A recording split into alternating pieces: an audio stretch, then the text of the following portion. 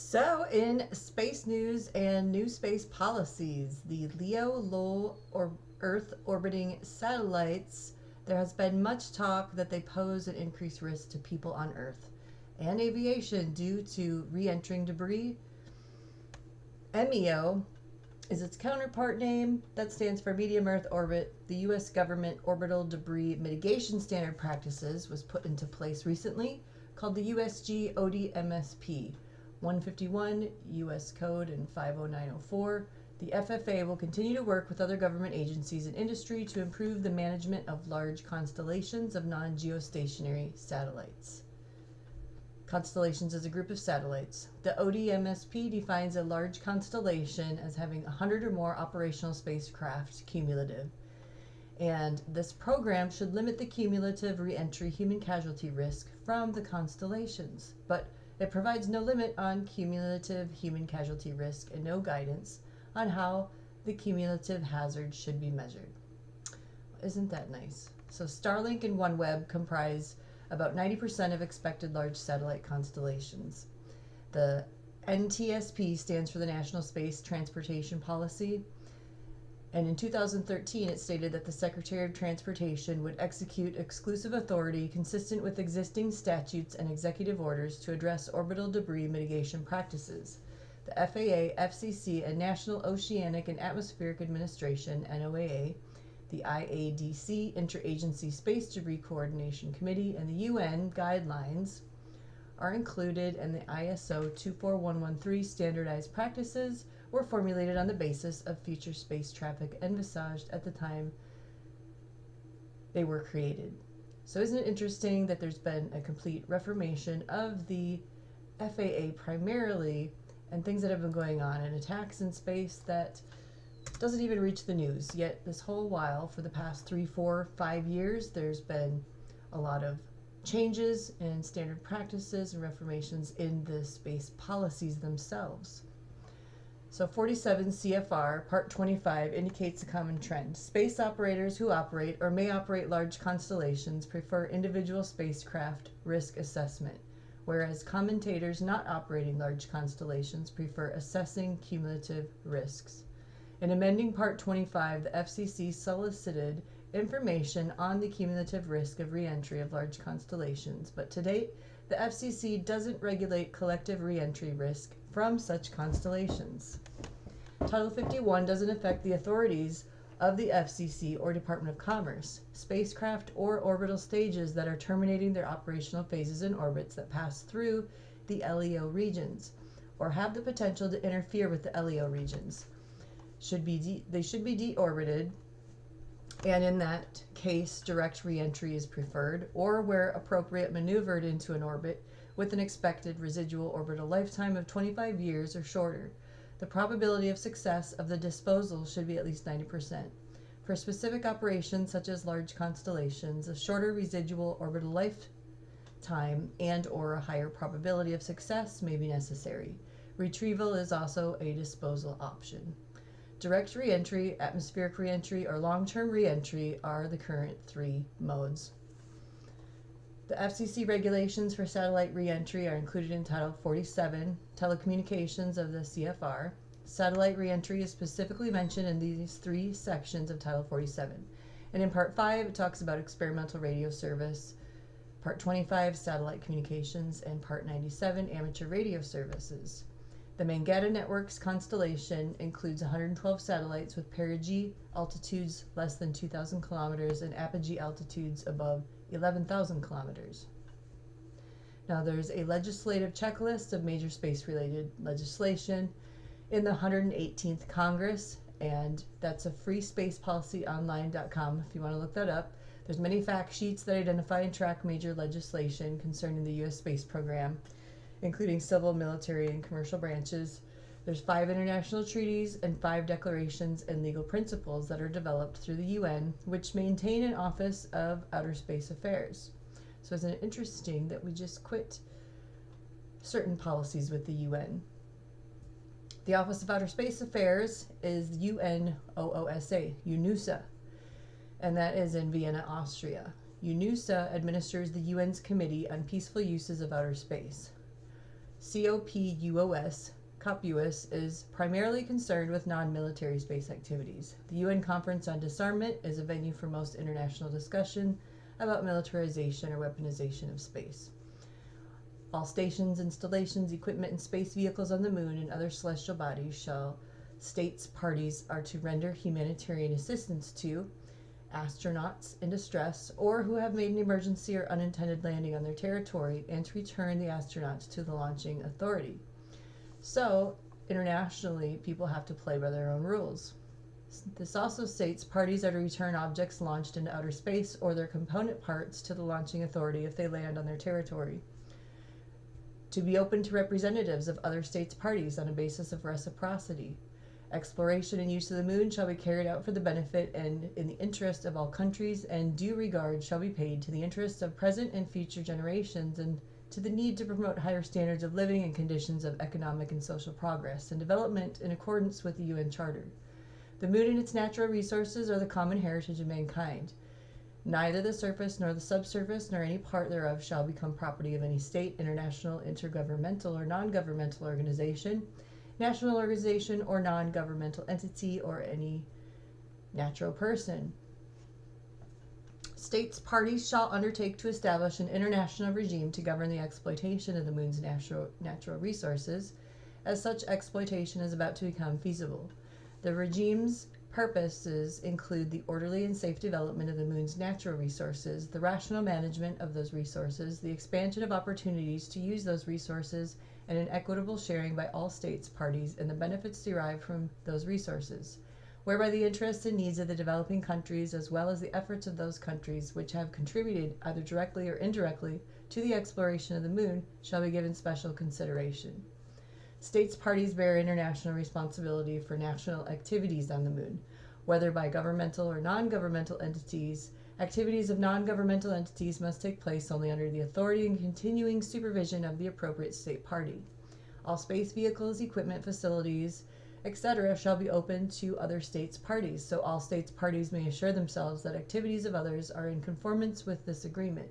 Procedures are established for resolving differences.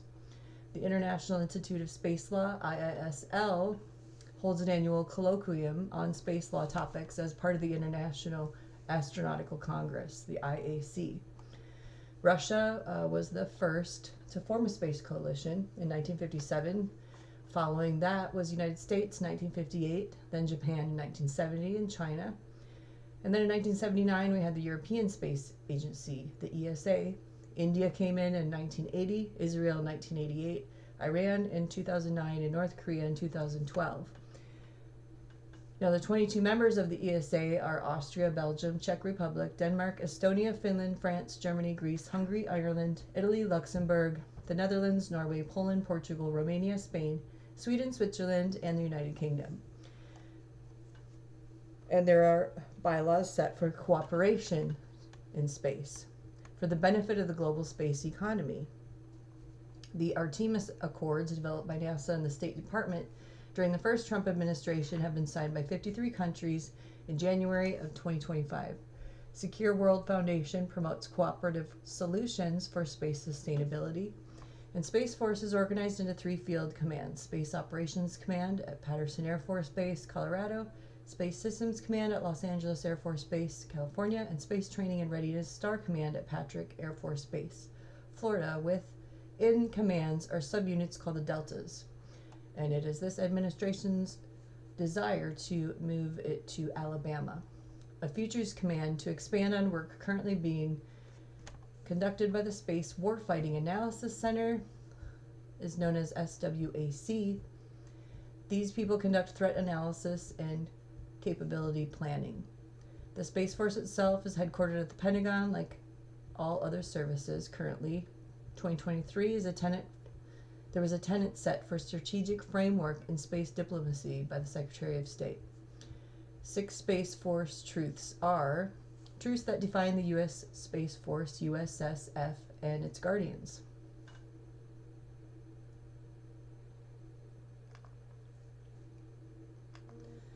Number one is the USSF capabilities are critical to the joint force and the American way of life. Number two, the USSF must defend its capabilities or the joint force will be unable to project power.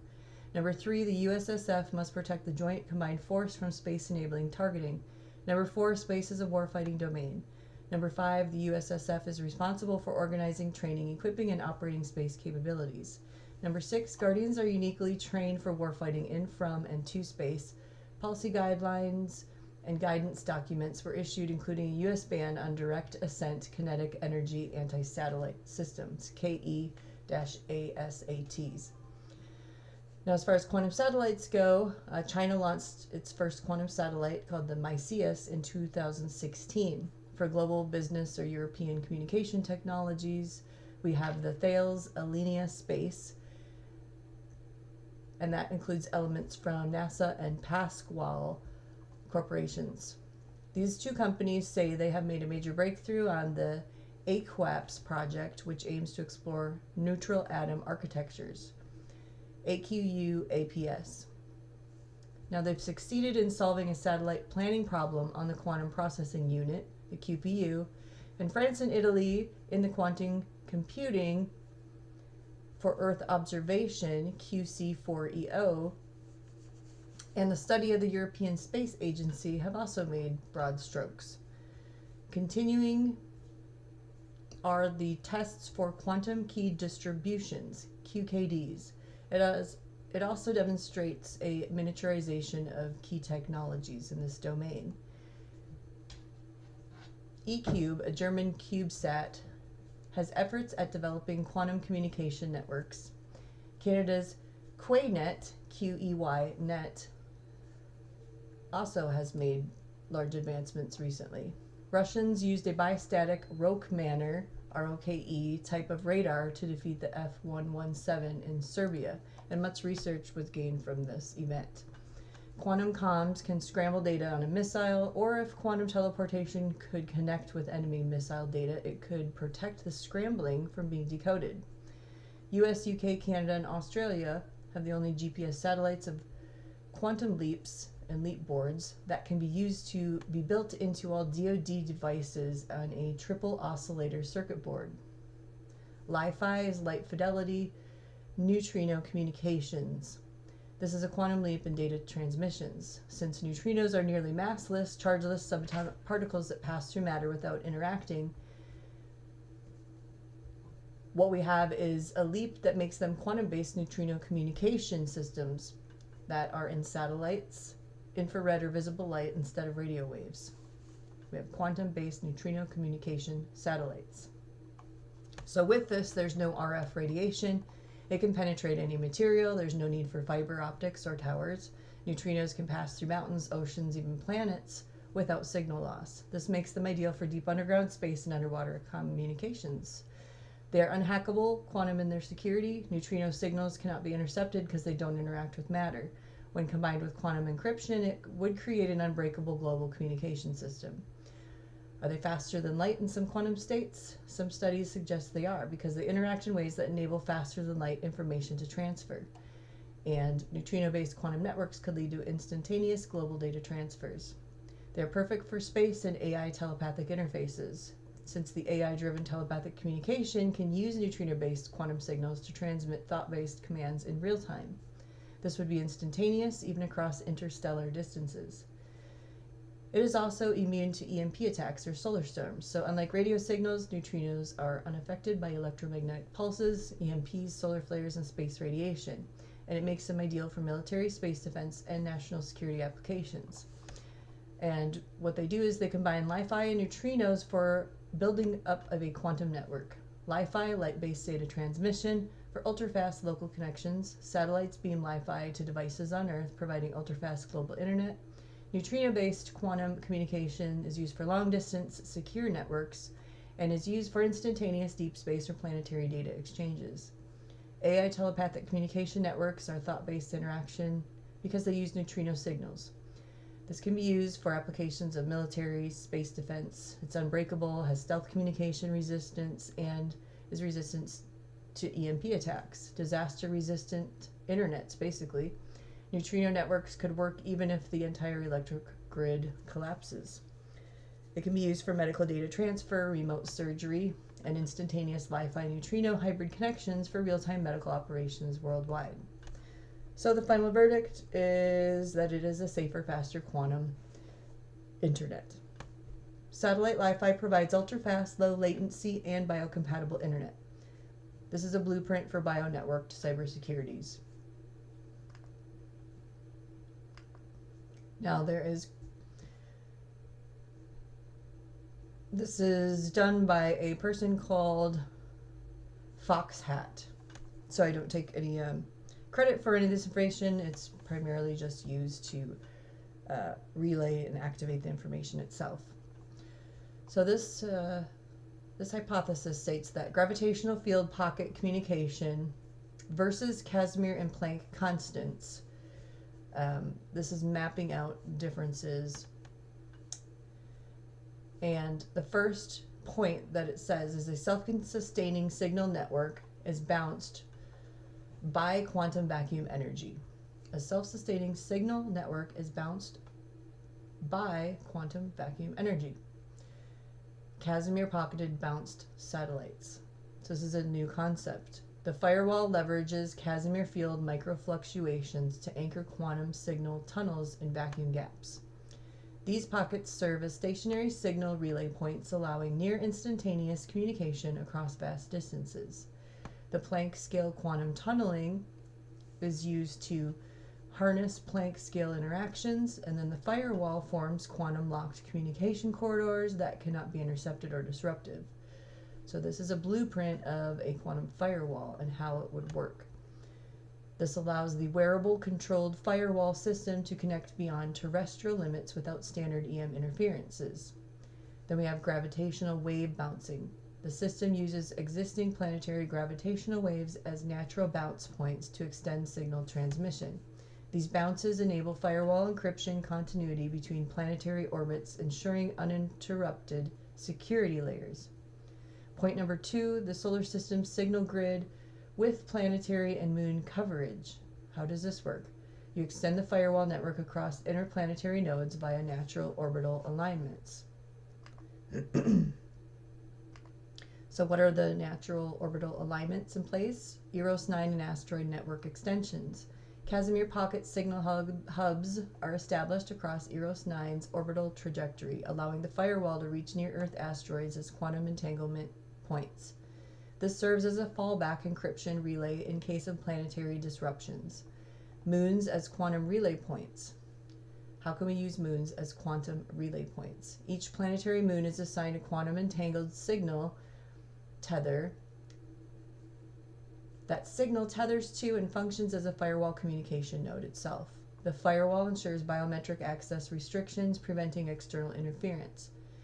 Planetary orbit synchronization is when the firewall modulates signal frequency bands based on planetary alignments to optimize communication efficiency. This enables dynamic gravitational wave rerouting, adjusting signal pathways in real time. Point number 3, the Orion Beltway and ring formations as invasive signal shields. Utilizing cosmic structures to deflect and mask external signals. The Orion Beltway tethering for signal reflection. The Orion's constellations, beltway, and ring formations provide natural quantum deflection corridors for invasive signals. The firewall redirects unwanted external frequencies into Orion's background noise, creating a signal screening field. Ring formation as quantum cloaking field. The natural gas and dust clouds in planetary rings are used as low-frequency wave absorbers. So they're like buffer zones. The firewall modulates quantum diffraction harmonics, ensuring only encrypted bilocked signals are sustained. Frequency dampening against external probes. The firewall alters its signal structure in response to external scanning attempts, ensuring invisibility within Orion Beltway's shielding zone. This acts as a quantum camouflage, making the firewall undetectable to invasive signal tracking. Point number 4, self-repairing quantum encryption for deep space communication. There is autonomous key cycling and regeneration that prevents breaches. Gemini variance-based key reshuffling. Encryption key shift dynamically using Gemini-altering sequences. This ensures that even in deep space scenarios, key chains remain unbreakable. The Casimir field signal redundancy. In case of gravitational bounce distortion, Casimir pockets maintain redundant data states, ensuring that no information is lost. Quantum time-locked synchronization. The firewall operates with entangled Planck time intervals, preventing time-based hacking attempts. Any unauthorized access causes an automatic key collapse and firewall reset. Point number 5, implementation sequence for planetary scale quantum firewall expansion. You integrate the mycelium complex networking ecosystem templates that can be mimicked using photonic assembly that is coordinated through a watch or wearable device. Use scattering to divert the EMFs and the Wi-Fi presence to alter the surroundings, creating a Faraday-style cage without hardware and safeguard biological functions that may be affected by such a device, with emergency resets to establish safety functions with regular biometric scans using field proximity as a bounce mechanism, similar to echolocation. Use all applicable sciences to design this without invasive use of in vivo coordinations.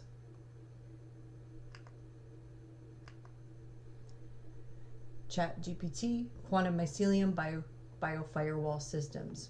A mycelium-inspired quantum photonic firewall used for EMF and Wi-Fi shielding. This design integrates mycelium-inspired quantum networking, photonic assembly, and scattering physics to divert, redirect, and neutralize electromagnetic fields in a way that protects biological systems from interference. The system is controlled via a wearable device such as a watch or wristband and employs field proximity scanning, quantum shielding, and biometric resets to ensure safety. So, points of the mycelium-inspired quantum photonic network is, number 1, mycelial network mimicry.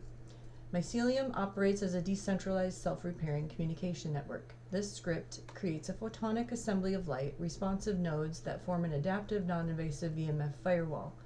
This uses distributed photonic computing to self-regulate EM absorption and deflection. Quantum photonic neural processing is when photons are used as quantum messengers to replicate mycelial data exchange patterns. This network acts as an EMF filter, modifying incoming frequencies before they reach biological tissues.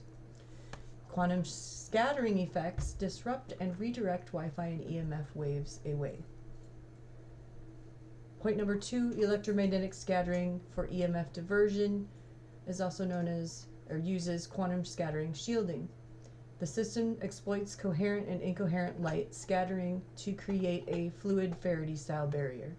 Photonic lattice assembly forms dynamically around the biological host. This uses quantum diffraction to scatter incoming signals, preventing direct interaction. Then we have dynamic frequency shifting, and this is when the firewall modulates photon absorption and dispersion to alter how external EMF interacts with the host. Wi-Fi and harmful signals are deflected into non-harmful frequency bands, effectively cloaking the wearer. Localized Faraday field without hardware. This uses a self-propagating quantum wave reflection or reflections to create a field similar to a Faraday cage.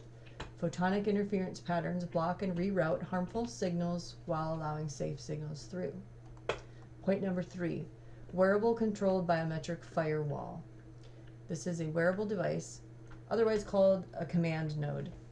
The system is managed through a watch or wearable with an embedded quantum photonic processor. The wearable provides real-time firewall control, biometric scanning, and emergency overrides. Emergency resets and biometric field proximity scans is when a field proximity scanning function operates like echolocation, continuously checking for environmental safety. So repeaters like this can be used for good and not harm if you change the frequency. If harmful EMF levels or biological stress markers are detected, the photonic firewall auto-adjusts shielding parameters. If an overload occurs, the wearable triggers an emergency reset, temporarily dispersing the firewall and recalibrating it for safety. Biometric verification and adaptation. This utilizes regular biometric scans like your pulse, temperature, bioelectric impedance, mitochondrial resonance, and ensures that the system remains aligned with the wearer's health. If unexpected biological responses or shifts are detected, the firewall alerts its shielding profile or deactivates momentarily to negative impacts. Autonomous script execution and self-repair. Self-sustaining quantum feedback loops. These are continuously adapting the firewall and using the quantum feedback from biological fluctuations to calibrate. They reconfigure and reinforce firewall parameters in response to new threats. The Casimir pocketed script storage. This stores script executions in an unreachable quantum state, making it impervious to unauthorized downloads or modifications. This allows for direct biological commands to retrieve and modify the firewall when necessary. Extra-dimensional and multiversal relay networks for ultimate expansion purposes. So deploying signal nodes in higher dimensional and parallel space to ensure redundancy and stability. This gets into a concept called multiversal relay synchronization for infinite signal reach. The firewall integrates Casimir pocketed nodes in parallel universes, forming a linked relay system that exists across all possible realities. Each node sends and receives encrypted transmissions instantaneously, bypassing traditional cosmic limitations. Dark matter quantum linkage for interdimensional stability. This is when the firewall uses dark matter's gravitational coherence to anchor interdimensional relays, ensuring that no data is lost in the transmission. And this prevents signal degradation even in high energy cosmic environments. Gravitational singularity backup networks. Data in this can be stored as quantum entanglement states in black hole singularities, making them inaccessible to any external force unless retrieved with the correct quantum resonance signature. Point number 4, infinite scale security and self-adaptive quantum evolution. A firewall that learns, grows, and evolves on its own quantum state can be viewed as a quantum evolutionary security algorithm. The firewall constantly rewrites its own quantum architecture based on probabilistic modeling of all possible threats. This makes it impossible for an external force to predict or counteract its defenses. It's a self-generating multiversal encryption cycle and has many cycles.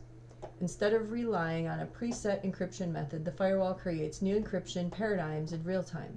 These encryption models are unique to each moment and never repeat, making long-term decryption fundamentally impossible. So there's dimensional evasion protocols for absolute threat resistance. If the firewall detects an imminent security breach, it instantly shifts its entire existence to a different quantum state or parallel universe, leaving no trace of its original structure, unless you could read its signals or signature somehow.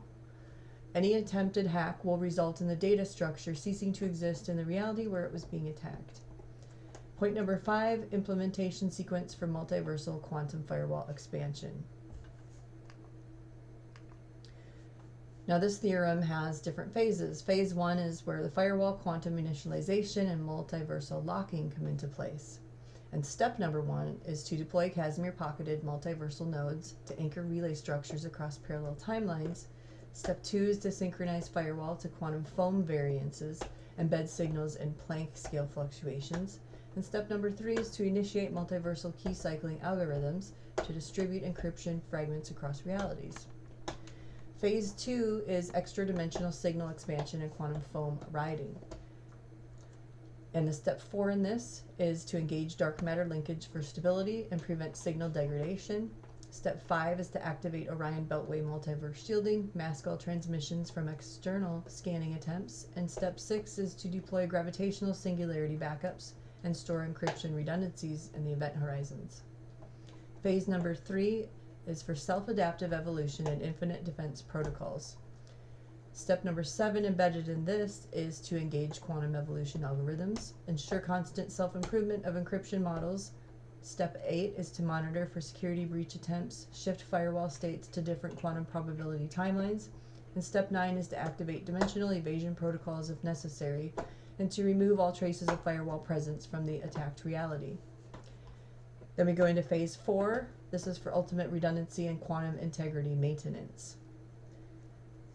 And enlisted in this is step number 10, to ensure continuous self-generating encryption reshuffling, no pattern repeats at any moment. Step 11, confirm firewall data redundancy across multiversal relay nodes for instantaneous data recovery from any possible point in existence. Step 12 is to maintain infinite scale synchronization with dark energy fields and ensure perpetual quantum integrity. So the implementation sequence is 8 steps. 1 is to initiate quantum entanglement between biological systems and firewall scripts. 2, to trigger Casimir pocket formation to shield against external EMFs. 3 is to align firewall encryptions to DNA mimicry protocols for identity verifications. 4, to activate biolock systems to enable only authorized biological access. 5, to constantly scan EMF environments, adjusting shielding as necessary. 6, to redirect harmful signals via quantum state frequency shifts. 7, to maintain self-repairing quantum feedback loops to prevent breaches. 8, to provide biological override commands for instant reconfigurations. Quantum and extra-dimensional physics. So in quantum and extra-dimensional physics, we have Casimir pockets and Planck tunneling for non-local signal storage. We have quantum superposition-based multiverse encryptions, quantum foam surfing for instantaneous communications, dark matter linked signal relays for gravitational integrity, and probability wave modulation for encryption obfuscations. Then there is the astrophysical and multiversal networking component, and this contains Orion Beltway shielding for cosmic signal cloaking, interdimensional routing across parallel universes, gravitational singularity backup for absolute data security. Then we can look at ultimate defense mechanisms. The 3 ultimate defense mechanisms would be self-generating encryption evolution for infinite complexity, dimensional shift protocols for threat avoidances, quantum firewall evasion via timeline relocation. So in the conclusion, we would have a fully autonomous, multiverse, secured quantum firewall system set in place. And this quantum mycelium biofirewall now extends beyond all physical, digital, and quantum security models by incorporating multiversal encryption, extra-dimensional signal routing, and self-evolving AI protocols. With Planck scale encryption, gravitational wave relays, and quantum foam diffusion, it guarantees absolute security, infinite redundancy, and real-time adaptability.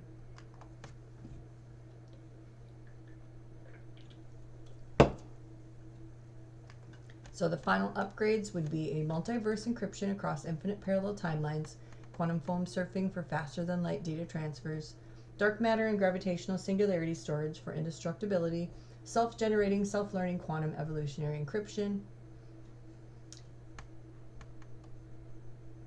And then we can look at the differences between multiverse encryption and other types of encryption. Multiverse encryption can be done via quantum parallelization. This isn't necessary, but this theory states that you can use multiversal superposition to encode, hide, and distribute firewall data. You can use quantum superposition encryption across parallel realities. The firewall encodes data across multiple quantum states in different universes, ensuring that decryption is impossible within a single timeline. Each encryption key exists only as a probabilistic waveform, making any single snapshot of the firewall useless for hacking attempts. Multiversal key cycling and echo redundancy. The encryption keys continuously shift through different versions of reality, with each alternate universe counterpart storing only fragments of the key. If an attack is detected, the firewall reconstructs itself from a different universe, making it functionally immune to interception. Interdimensional signal fragmentation and reconstruction. Each data transmission is broken down into nonlinear temporal echoes spread across multiversal nodes. So as you can see, this method would be a little more risky, and you could compress different theorems into one singular timeline effectively without having to use this. And then the last note on this is the firewall reconstructs the signal only when the intended receiver aligns with the correct quantum signature, preventing third-party interception. Then we have quantum foam field interactions for infinite signal diffusion. Quantum foam field interactions for infinite signal diffusion. This is done by embedding firewall transmissions within quantum fluctuations at Planck scale levels. Quantum foam wave riding is used for instantaneous transmissions. By embedding signals in quantum vacuum fluctuations, the firewall rides on the underlying instability of space-time itself in the folds. And this allows instantaneous transmission to any point in the network, unrestricted by traditional constraints of space and time. We have data concealment via Planck scale variance. The firewall injects its transmissions into randomized fluctuations of quantum foam, making it indistinguishable from background noise. So this is a layering effect. Even if an adversary could detect quantum foam fluctuations, there would be no discernible pattern to extract information from. Quantum probability shifting to prevent pattern recognition. So instead of a fixed encryption pattern, the firewall would modify its probabilistic waveforms at Planck intervals to ensure that even an observer attempting decryption sees an ever-changing, infinitely complex probability matrix in phase 4 of the self-healing and security response. So then we would have to detect unauthorized signal tracking or breach attempts by shifting encryption frequencies instantly. You can engage dimensional shift isolation if required and remove firewall traffic from standard spacetime. And last but not least, you can auto-regenerate encryption through dark energy instability by maintaining untraceable communication integrity. Science is integrated in final firewall expansion. These would include quantum and higher dimensional physics, Casimir pockets and Planck tunneling. Those two enable quantum locked encryption storages. The extra dimensional signal routing hides the firewall transmissions in higher spatial dimensions. The dark energy wave modulation leverages cosmic vacuum fluctuations for signal concealment. And then the dark matter signal cloaking masks encrypted signals within undetectable mass fields.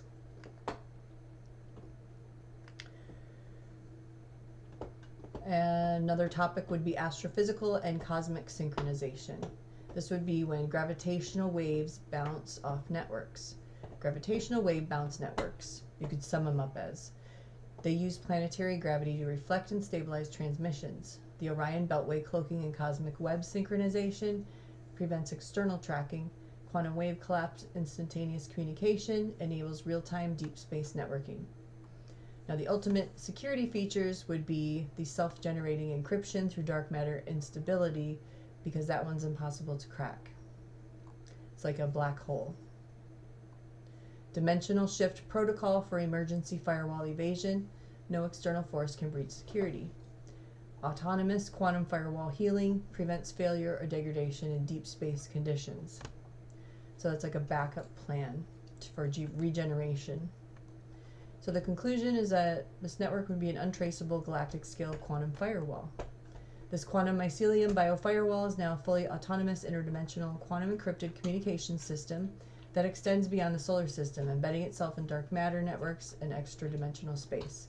With Casimir pockets, Planck tunneling, gravitational wave bouncing, and Orion beltway shielding, it ensures unbreakable encryption, undetectable signal routing, and absolute stealth. So the final upgrades of the system would be dark matter signal cloaking for total undetectability, extra-dimensional encryption to prevent any decryption attempts, gravitational wave synchronization for interstellar communication stability, dimensional shift protocols for emergency evasion and security isolation. So this sums it up as the quantum mycelium biofirewall with multiverse encryption and quantum foam field interactions. It is a fully autonomous, multiverse, secured, extra-dimensional quantum firewall with infinite encryption depth.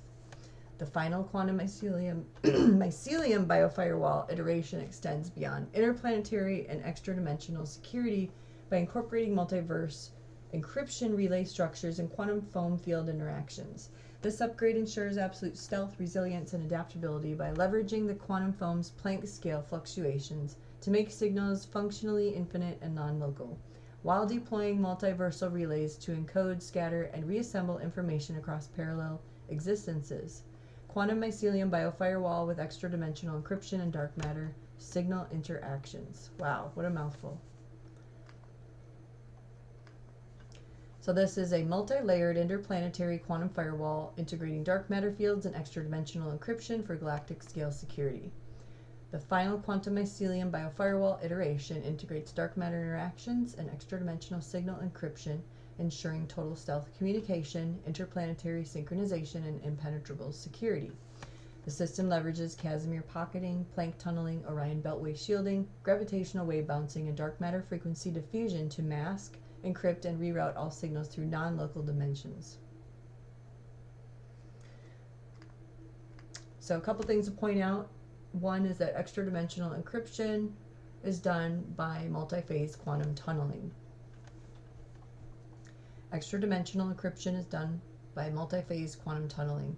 This uses a higher dimensional pathway to encode and hide signal traffic and can otherwise be known as quantum brain tethering. The firewall establishes communication bridges across higher dimensional hyperspace branes using quantum entangled Casimir pockets. These branes act as a non-local data tunnel, making all transmissions invisible to three-dimensional interception. Non-Euclidean signal mapping is also incorporated in this, and in non-Euclidean geometry, remember the sum of the angles of a triangle can be different from 180. It doesn't look traditional. It could be multiple lines that are parallel to any given line. It could be spherical or hyperbolic. So the firewall reroutes signals into nonlinear hyperbolic manifolds, ensuring that any attempted decryption is impossible within standard spacetime constraints. Then we have extra-dimensional signal obfuscation. And the system cycles signals through higher dimensional frequency phases where no known waveform patterns remain stable.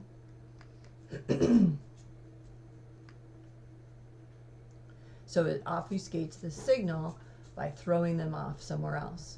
This prevents pattern recognition, interception, or external tracking.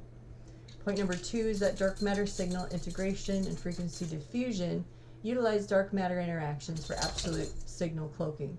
Dark matter resonance synchronization happens when the firewall harmonizes with local dark matter density fluctuations, effectively embedding signals within cosmic noise. So the dark matter always has to have that noise component to it. This masks all encrypted transmissions against any observable EM spectrums. So what is quantum shadow interference? This is where signals are encoded within dark matter field interactions, preventing detection using traditional or quantum-based interception techniques. The Planck field diffraction is used to disperse data traffic. The firewall leverages Planck scale quantum interference effects to scatter data transmission through dark matter vortices, ensuring absolute security. Dynamic signal drifts across cosmic web structures, and it's done by piggybacking on dark matter filaments in the cosmic web. The firewall can reroute encrypted messages without any fixed trajectory, making it functionally untraceable. Point number 3 is that the dark energy field modulation can be used to secure signal propagation. Now this harnesses dark energy fluctuations to modulate transmission stability. Quantum foam surfing for instantaneous data transfer, for instance. This is when the firewall modulates fluctuations in quantum vacuum energy to transmit signals through dark energy currents, bypassing any standard physical medium. Self-generating encryption is done through dark energy instability as well. Each signal sent through dark energy fluctuation gains a unique, unpredictable modulation signature, preventing decryption or reverse engineering. Gravity wave synchronization for multi-layered transmission is when the firewall synchronizes dark energy fields with gravitational wave bounces, ensuring that data follows natural cosmic rhythms for seamless relays. Phase 1 is when the firewall initializes and there's biometric authentication. You activate the mycelium quantum node network, establish decentralized security lattices. Casimir pocket bounce setup deploys quantum field anchors for gravitational relay points. Casimir pocket bounce setup deploys quantum field anchors for gravitational relay points. Initialize Gemini variance encryption. You generate adaptive key cycling. Phase 2 is gravitational field pocket signal bouncing. You engage the Planck tunneling for instantaneous communication and link encryption across planetary nodes. Bounce firewall signals across Eros 9 and the lunar nodes and establish interplanetary encrypted transmission. You apply planetary orbit synchronization and adjust the firewall network to dynamic planetary positions. Phase 3 is Orion beltway shielding activation. You redirect invasive signals into Orion's cosmic noise and create impenetrable firewall masking. Quantum cloak signals with ring formation background. You shield the firewall transmissions from external detection.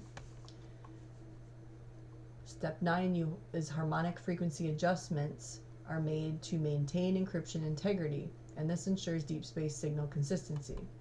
Phase 4 is the self-sustaining encryption and emergency protocols. You detect unauthorized access attempts and auto-reset encryption keychains. You activate quantum firewall reinforcement if the threat's detected and redirect signal paths through gravitational bounces. You maintain continuous biometric and quantum synchronization to prevent external command hijacking. Now there's many sciences integrated for the galactic firewall and quantum network security. Another one of these sciences is quantum and gravitational technologies. This area contains the Casimir pocket quantum anchors that prevent data corruption in vacuum fields, the Planck scale quantum tunneling that enables instant firewall synchronization across planetary distances, and the gravitational wave reflection that uses natural gravity fluctuations for deep space communication. Another branch of the science is the astrophysical network expansion. Eros 9 and moons can be used as quantum relay points to ensure interplanetary firewall continuity. Planetary rings for quantum signal diffusion utilize celestial structures for security shielding. The Orion Beltway is used as a signal deflection mechanism to prevent tracking and signal breach or signal breaches. There is also a security and adaptability feature. This contains a Gemini variance-based encryption cycling, keys that regenerate dynamically, quantum cloaking against external intrusion. These signals mask and ensure stealth operations. Emergency firewall resets with biometric safeguards prevent unauthorized manipulation. So in the conclusion, again, this would be a self-sustaining interplanetary quantum firewall system. The final quantum mycelium biofirewall iteration is a fully encrypted self-sustaining communication system that protects biological systems from EMF and invasive wireless frequencies and expands its security into deep space networks with gravitational bounces and Planck scale tunneling. By utilizing Orion's Beltway's natural structures as a signal shield, it ensures complete undetectability from external threats while maintaining unbreakable quantum encryption. Again, key upgrades in this version include extended signal reach to Eros 9, moons, and planetary networks, Casimir pocket-based quantum anchors for data redundancy, Planck tunneling for instantaneous communication across planets, Orion Beltway as a passive firewall against invasive signals, quantum cloaking for full encryption and unbreakable security. Phase 2 was adaptive keychain cycling that encrypts all firewall interactions and rotates key structures dynamically. It deploys quantum scattered masking that obfuscates real signal traffic. It monitors biometric authentication and verifies identity against encryption locks. Phase 3 uses real-time intra-telecommunication. This establishes isolated private networks and restricts access outside that firewall. It ensures self-contained encryption cycling and shifts keys at random intervals. It continuously scans for unauthorized interactions and triggers a key regeneration if a breach is detected. Phase 4 was the emergency response and quantum reset, and that detects external interference at security risks. And what you would do then is you would quantum burn all existing encryption keys and regenerate new ones via that Gemini banding. You would reinitialize the firewall under fresh encryption parameters. Many sciences integrate into the secured quantum firewall network. Another one is quantum and photonic technologies. Now, part of that would be quantum entanglement that enables fully private, untraceable intra-telecommunications, the Gemini key alternation that creates constantly shifting encryption sequences, the Casimir effect storage that keeps all encryption in isolated, unreachable quantum states, and the photon scattering and diffraction that disrupts and reroutes EMF signals, and the quantum tunneled signal masking that prevents any form of external interception. Then there is the biological and electromagnetic sciences. How these incorporate is that they use the mycelial network mimicry and they form an organic decentralized communication network. They have a bioresonance authentication then that ensures biologically exclusive access, and they have quantum adaptive shielding that creates a self-sustaining Faraday-like barrier. Echolocation-based proximity scanning detects threats before they reach the system. So that's the final implementation summary. The quantum mycelium biofirewall system includes a fully encrypted private intra-telecommunication network secured with Gemini altering sequences and dynamic keychain manipulations. By leveraging quantum entanglement, photonic masking, and mycelial-inspired decentralized routing, the system ensures unbreakable security and continuous adaptation. So to review, the key features were a wearable controlled biometrically locked firewall, a dynamic quantum encryption with Gemini variants, a self-adapting EMF and Wi-Fi scattering with photonic cloaking, an autonomous intra-telecommunication network with quantum masking, and an emergency quantum reset to prevent unauthorized access. So those are the 5 key features.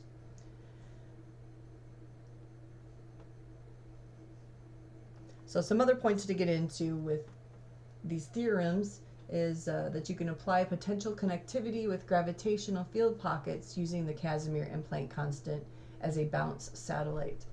Then you can extend potential reach to Eros 9 and all moons within the potential signal bounces in each planetary orbit of the solar system. And where necessary, you can use Orion Beltway and ring formation to tether regions together to provide screening backgrounds for other invasive signals. Quantum mycelium biofirewall with gravitational field pocket connectivity and planetary scale signal network. I don't know what the abbreviation would be for that, but it is a encrypted self-contained quantum firewall with gravitational bounce communication and Orion Beltway signal shielding. It's an advanced iteration of the quantum mycelium biofirewall system that integrates Casimir field pockets, Planck scale quantum tunneling, and gravitational bounce satellites to extend intra-telecommunication across planetary orbits. The firewall system can leverage gravitational wave resonances to extend encrypted signal reach, allowing connectivity to Eros 9, planetary moons, and deep space networks, while using the Orion Beltway and ring formations for invasive signal shielding. Encrypted quantum intra-telecommunication networks. So these rings is talking about planetary rings too. So private self-contained non-invasive quantum network, quantum entangled biolinks. Quantum entangled biolinks is when the firewall generates a secure quantum tunnel connecting the wearer to the wearable through quantum entangled photonic nodes. And this allows real-time encrypted bidirectional communication between the user and their firewall system without external access. This is a self-contained mycelium-inspired data path. The system mimics a decentralized fungal communication network and establishes a nonlinear encrypted transmission pathway. Each mycelium-like quantum node dynamically shifts its routing to prevent predictability in data exchanges. This is a Faraday-style isolation through quantum cloaking mechanism. And the intra-telecommunication network operates entirely within the firewall's photonic Faraday shielding, making external penetration virtually impossible. And any unauthorized interference attempts cause an instant rerouting and quantum erasure of the signal. So it sets off like a tripwire. Now the Gemini altering sequences for keychain manipulations is a secure self-modulating encryption framework. This is called Gemini quantum shifting. It uses Gemini altering sequences to dynamically alternate cryptographic keychains, and the firewall continuously rotates encryption keys through quantum tunneling pathways, making interception impossible. This has a multi-layered key encryption that employs a triple-locked quantum key cycling system to ensure 3 main things: that the DNA mimicry biometrics are tied to biological resonance, that the Casimir pocketed encryption is stored in inaccessible quantum states, and that the dynamic entanglement locking is adapted to new environmental factors. There is also alternative keychain cycling and Gemini variances. And in this case, the firewall bans encryption keys through Gemini altering cycles, splitting key pairs across multiple quantum states. At predefined intervals or upon sensing a threat, the firewall self-generates a new key structure, making all prior keys obsolete. So it rewrites itself. Quantum embedded signal masking. Every internal data transmission is coded with variable frequency modulated light pulses, preventing pattern recognition. So the light pulses code variables and change the frequencies. That prevents pattern recognition. The firewall creates alternate decoy signals, further obfuscating legitimate communication paths. There is also an intrinsic biometric lock and an emergency reset. This is a fully autonomous security checkpoint. So how does that work?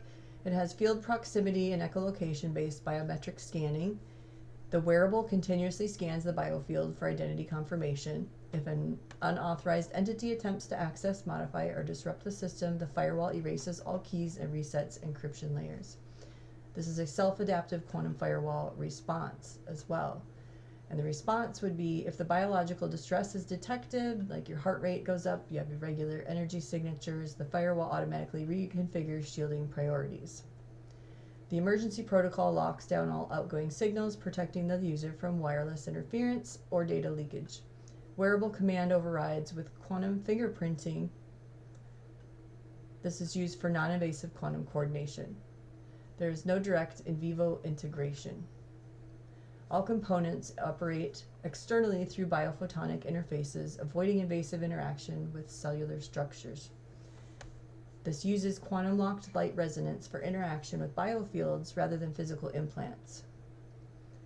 This is a self-regulating quantum resonance, and the firewall calibrates itself based on biological signals without requiring invasive data collection.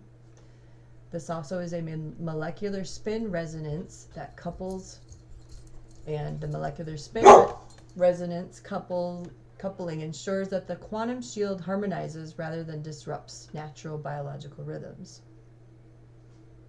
So the quantum shield is used to harmonize biological rhythms. And again, the implementation sequence would be in phases, and phase 1 is the firewall initialization. The actable wearable device establishes a baseline biometric reading, so a readout, and it engages quantum scattering photonic matrix, and that forms the initial EMF shielding layer, and it calibrates the mycelium-inspired photonic network, which optimizes the EM waves redirection. Phase 2, the dynamic EMF and Wi-Fi shielding. You monitor incoming EM waves and adjust photonic network responses. This applies quantum scattering to diffuse and cloak Wi-Fi and EMF presences, and redirects excess energy and converts intercepted signals into harmless frequencies then. So it changes them. And phase 3 is continuous biometric and environmental adaptation. This utilizes field proximity echolocation scans to detect unsafe environments. This adjusts shielding parameters to dynamically modify firewall strengths, and performs biometric safety check-ins to ensure biological harmony. Phase 4 is the emergency reset and reconfiguration. This detects biological distress or EM overload, and it initiates the emergency dispersal of photonic matrix that allows biofield recovery to initiate, and then you reinitialize the firewall with updated safety parameters. So what scientific principles are integrated into the system? There is quantum and photonic technologies for quantum coherence and entanglement. Those two allow remote synchronization of the firewall response. The Casimir effect creates localized shielding pockets at the nanoscale level.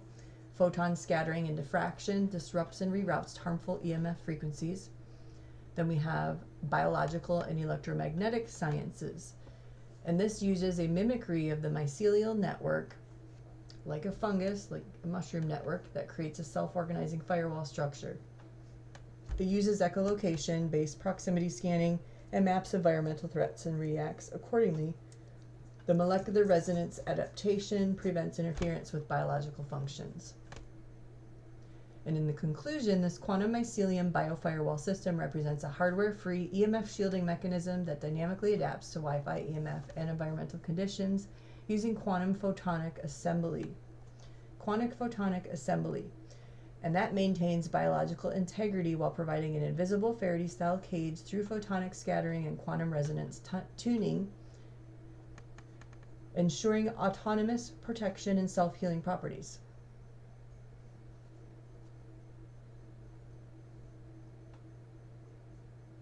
So you could integrate a potential for full encryption and a possible intra-telecommunication between the firewall with its own secured locked network, and then use the Gemini altering sequences to ban the code for alternate keychain manipulations. And to sum it up again, the quantum mycelium biofirewall with encrypted intra-telecommunication network. A mycelium-inspired quantum photonic firewall with full encryption and secured intra-telecommunication. It is again an enhanced system that builds on the quantum mycelium biofirewall by integrating a fully encrypted self-contained intra-telecommunication network using Gemini altering sequences to enable adaptive keychain manipulation for quantum secured communications. The system functions as an autonomous, self-repairing firewall providing dynamic encryption, alternate key cycling, and private network security, all within a non-invasive, wearable, controlled architecture. So the user can manually initiate a system-wide reset or firewall modulation using a biometrically encrypted quantum fingerprint command. And this ensures that only the wearer can control the firewall's network settings.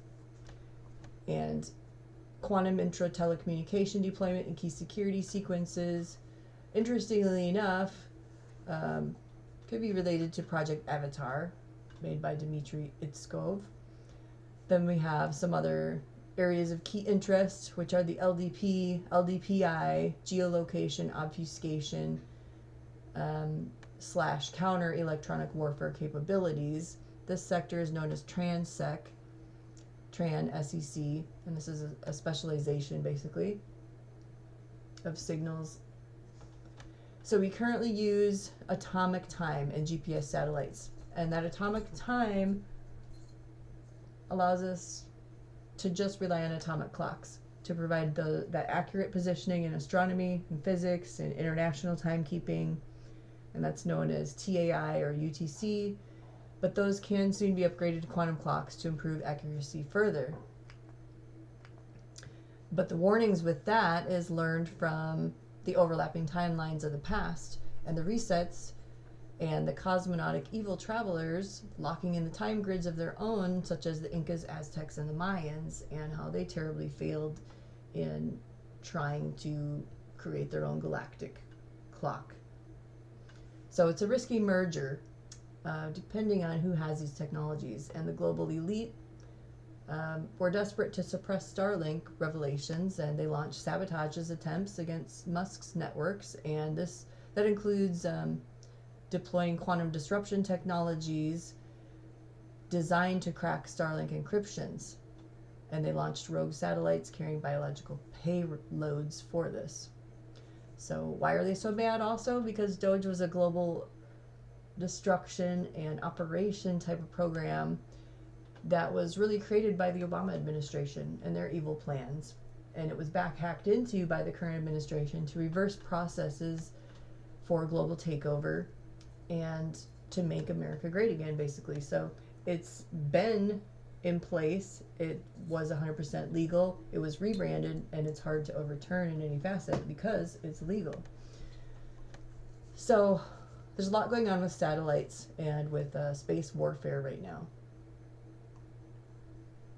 Satellites, emerging technology for good, how we use them. The only way we're going to have that golden timeline outcome is if we use all of this for good and for the benefit of all humans and for the preservation of Earth and Earth systems. So there's another satellite system out there called MyCave, MICAVE, and those satellites even help real estate industry at the moment. And since we're all plasma, the satellites rely on plasma-based technologies to hold and transmit frequencies. So if any of these satellites are used for weaponization against the humans, you would need to override those toxicities, or even radiation. Most of them used for good don't have any radiation. You have to override those toxicities with organic energy to have authority over technocracy and evolve into your best human intentions, and to put that in the forefront of your actions to override some of these systems. But understanding the systems is the basis and first step in being able to survive the threat of an evil technocracy or technosorcery, basically. So then we have a holocast system of satellites. HOLLO, holocast system.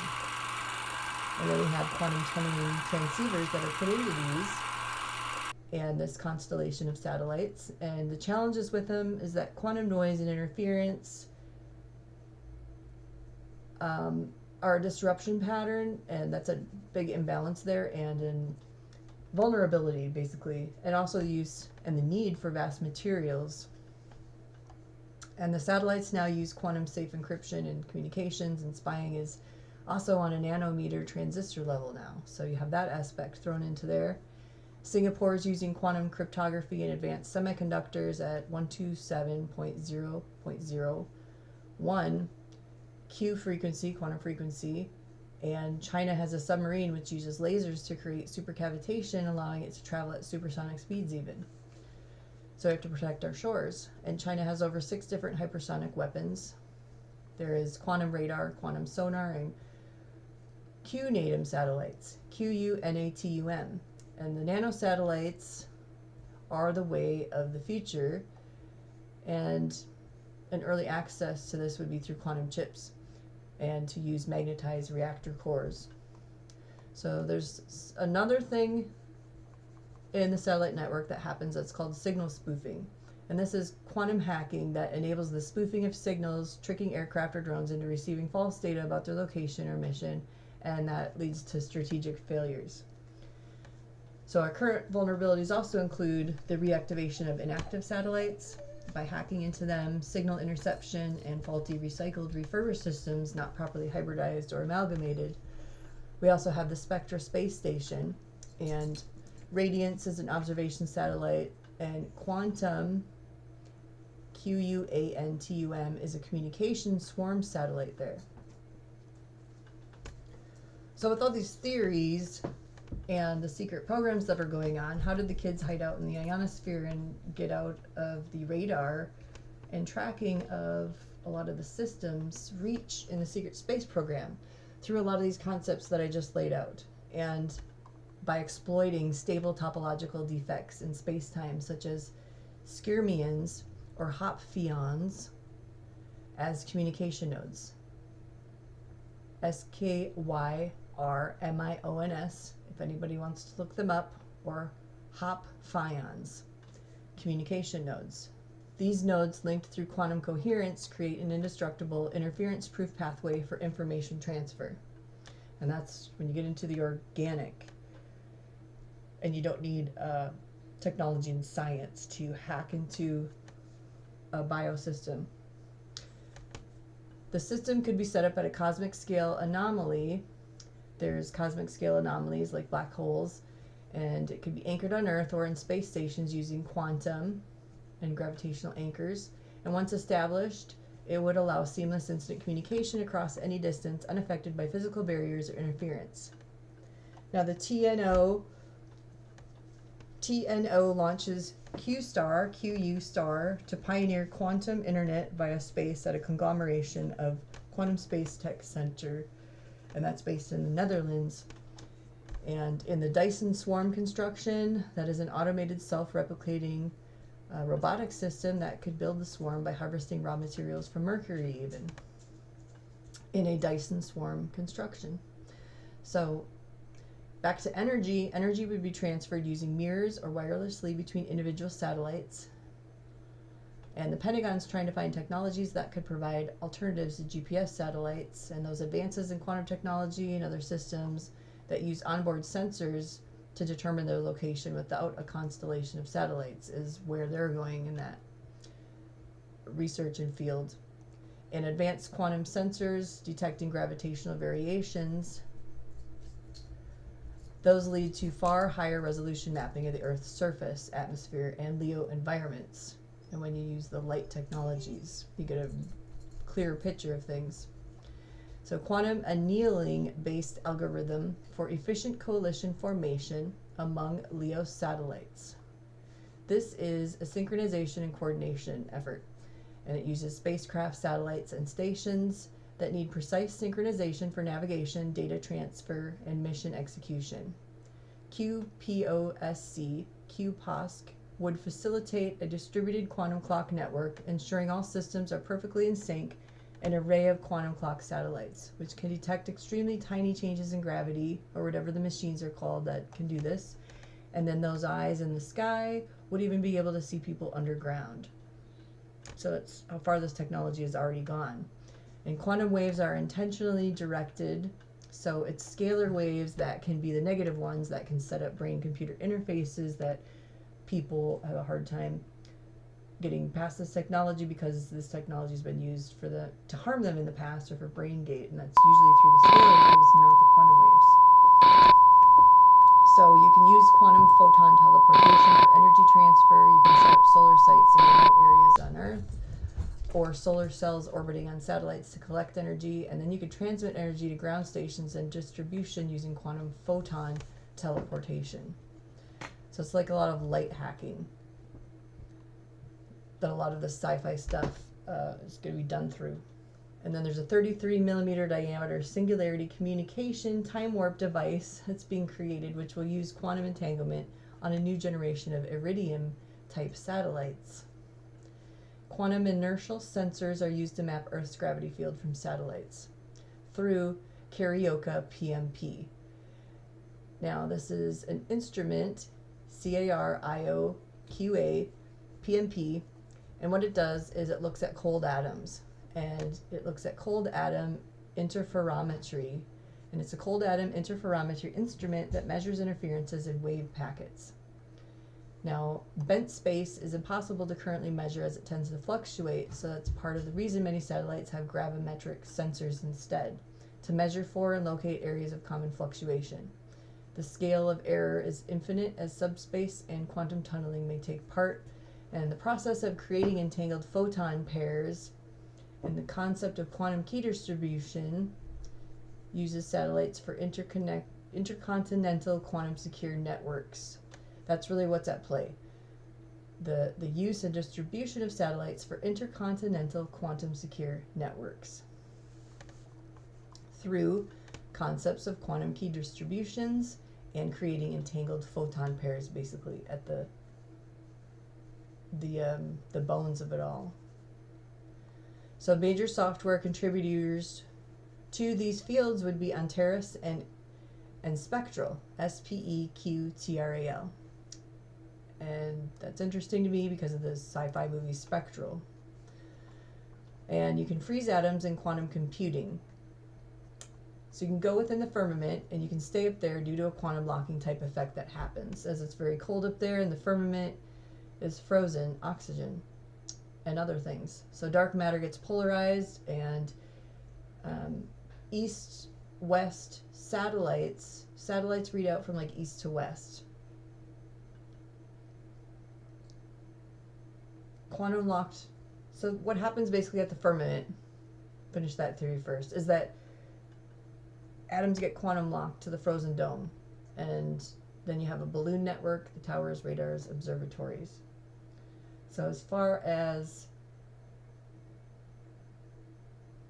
satellites go, they read from east to west. Google Earth is the way to see the quantum dimensions interact. If you look at Google Earth, you can see the quantum dimensions interacting with our dimension due to reflection and refraction, and it's why you can't see into other dimensions, and the satellites can when they look through water. And the firmament is water, so I think the satellites are trying to probe into other areas and see things that they've never seen before, to boundary lines and points. So the satellite networks would deliver brand new data types over quantum internets that use laser-guided point-to-point transmissions between interstellar and Earth-bound satellites, and they would include a quantum fiber optic cable delivery system between Earth-based sites. Another interesting theory is that if you quantum entangle the piezo crystals one side of a photovoltaic satellite swarm, you put the photovoltaic satellite swarm around the sun when you quantum entangle piezo crystals, which are a component of a time crystal, and then you use the other side of the entanglement on the Earth's or a planetary side as a power plant, you could achieve a Dyson sphere. Now, the math of time dilation is used to synchronize the satellites. And these satellites use quantum repeaters so they can extend entanglement to the nitrogen vacancies in your brain, and the nanosatellites and the CubeSats can contain nitrogen vacancies. And then they retain quantum states in orbit, and they extend entanglements to orbiting CubeSats. CubeSats, which contains neuromorphic circuits, is a new concept too. A neuromorphic circuit inside of satellites. Memory stores. Like memory stores. Now you can extend entanglement to orbit, and the only reason you're able to have a GPS on your phone or in your car is that you've got some atomic clocks in the satellites. You're using quantum superposition in those clocks to make sure that you can find where you're going. So some of the last topics of interest I'll note here is that synthetic aperture radar can see into buildings and optics beyond what we're told. And Starlink contains quantum information systems and quantum data storage and a quantum internet that's unhackable. And it contains space laser systems that would allow us to knock any missile out of the sky if a country were to take out our power grid. And deep state data centers are located in Switzerland still, Belgium, Canada. That one's being dismantled by special ops. Boeing in 2026 is going to deploy a small quantum networking satellite using a new quantum chip called Majorana 1. And ACTS is a quasi-particle that acts like half of an electron, and unlike matter and antimatter, it's its own particle. So you imagine a pair of shoes. A Majorana 0 mode is like a left and right shoe simultaneously working together, just like the Gemini concept we went through in the beginning. And Microsoft uses a Majorana 0 mode because they can store quantum information in a way that's resistant to errors. DARPA's final phase of the underexplored systems for utility-scale quantum computing will be initiated in 2026, US2QC programs. The U.S. Department of Energy Office of Technology Transitions announced an expansion in the quantum and space collaboration, and that has 5 signatories of support. And the new signatories include Boeing, Axiom Space, USRA, Vicent, and QRYPT. Blue Origin is currently reviewing the Memorandum of Understanding, and that's Memorandums of Understandings. They're called MOUs, and this is the second round of signatories, joining Inflection, INFLEQTION, Accenture, and Nebula. Those demonstrate the ongoing commitment and collaboration between public and private sectors. And they want to foster disruptive quantum technologies and build a space economy. So currently there's 13 quantum satellites that guard this revolution, and they're military secured beyond NASA's reach, ensuring every transaction is encrypted and invulnerable. It's called Operation Dark Mirror, and QFS maps out global corruption, exposing shadow accounts, offshore havens, and part of this operation is the need to mine for rare earth minerals into 2027, because cars need lithium, not oil, robots need titanium, lasers need iridium, missiles need tungsten, EV motors need neodymium, and satellites need gallium, and quantum computers need ytterbium, YTTERBIUM, etc. And also the U.S. has a reliance still from China on germanium, and it's up to almost 60% of the germanium. And germanium powers fiber optic networks, infrared night vision systems, solar cells for satellites, and semiconductor components in high-frequency electronics and quantum computing research arenas. So from now until 2027, hopefully all of this will have a good outcome and be used for humanity's sake and for goodness, and to get rid of what doesn't serve us and what's the old, and to bring in something new and something that truly would represent like a golden dome for security, protection, stability, and advancements, basically for healing at the forefront, and to heal not just people, but to heal the earth itself. So may the spoils of past wars go to the victor.